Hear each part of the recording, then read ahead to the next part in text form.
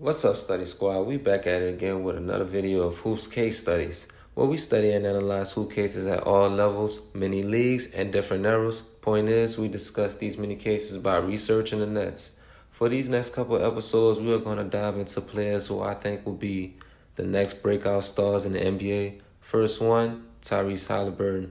But I'm your host, Jay Chili, so without further ado, let's get it. So when I first started this channel, I envisioned making cases for players and rosters who are bound to take that next step. Tyrese Haliburton is the player I'm going to start this series off with. So I'm going to be making a case where I think, next year he could get into that top 15 player. But in his prime, he could potentially get to a top 10 player. The top 12 players right now is Embiid, Luka, Jokic, Zion, Ja, Steph, Kawhi, LeBron, D-Book, Tatum, KD, Dame, and Jimmy Butler. Now that next tier is Brandon Ingram, Jaylen Brown, D. Mitchell, D. Fox, AD, Trey Young, Jamal Murray, SGA, Andy Edwards, Zach LaVine. I think Haliburton can squeeze into that tier of players pretty soon. Now that tier have shown at times they could be the number one option on their respective team. Also, I think it's a case that tier can be the new faces of the league 4 years from now. Haliburton has shown a constant improvement since joining the league, and I think he has the potential to be a special talent for years to come. Let's begin the case.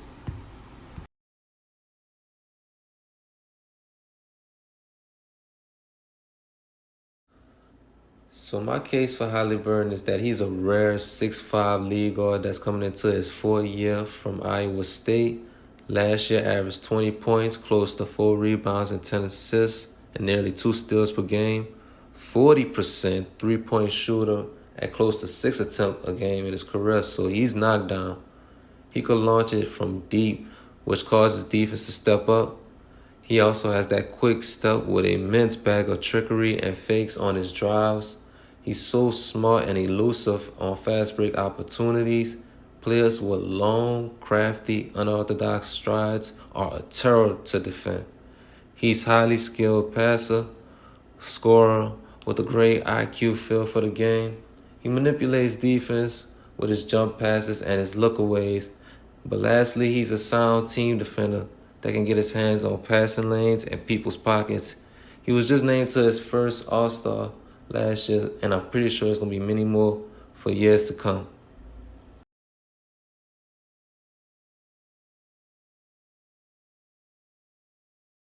So the first and main knock on him is, you guessed it, it's health. Ever since coming into the league, he often gets bit by the injury bug. He has yet to play a season over 60 games. I hope he finds that proper help to give at least 65 games. A lot of his injuries have been lower body with ankles, calves, and knee injuries often popping up. So that's something to monitor. Second knock is that he needs work on his on-ball defense. He rated last year 117.9. This year, the year before was 115.9, and rookie year was 116.4. League averages 112, so that means he'll give up some points as well as he generates a lot of points. To make a case for him to be in the top 15, he will need to be considered a good defender alongside his offensive prowess. This limits his case as a true two-way player. We'll see if he could improve defensively, and I think with more consistent health, he will. The thing about Haliburton that is interesting is that he has a rival to beef with in this conference, an old rivalry that could redevelop, such as the Knicks and the Pacers out the 90s. Gives us memories to Reggie's Pacers and Ewing's Knicks. He has all the motivation to rip the Knicks apart, due to Wally Zerbiak, who's the Knicks commentator. His comments of him being a wannabe All-Star, which he later on that year became an All-Star, his first All-Star. But the irony, but an inter-conference rival is needed to bring the best out of a player. A villain arc is needed to, give him that extra edge to push his limits.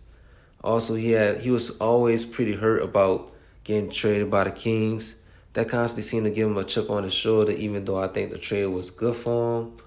The last thing is that he's currently playing for Team USA, and that will help him become a better team leader. We've seen dozens of players change after the Team USA World Cup Olympic runs due to the sacrifices they make to win. Keep an eye on Haliburton's paces this year as they build around him.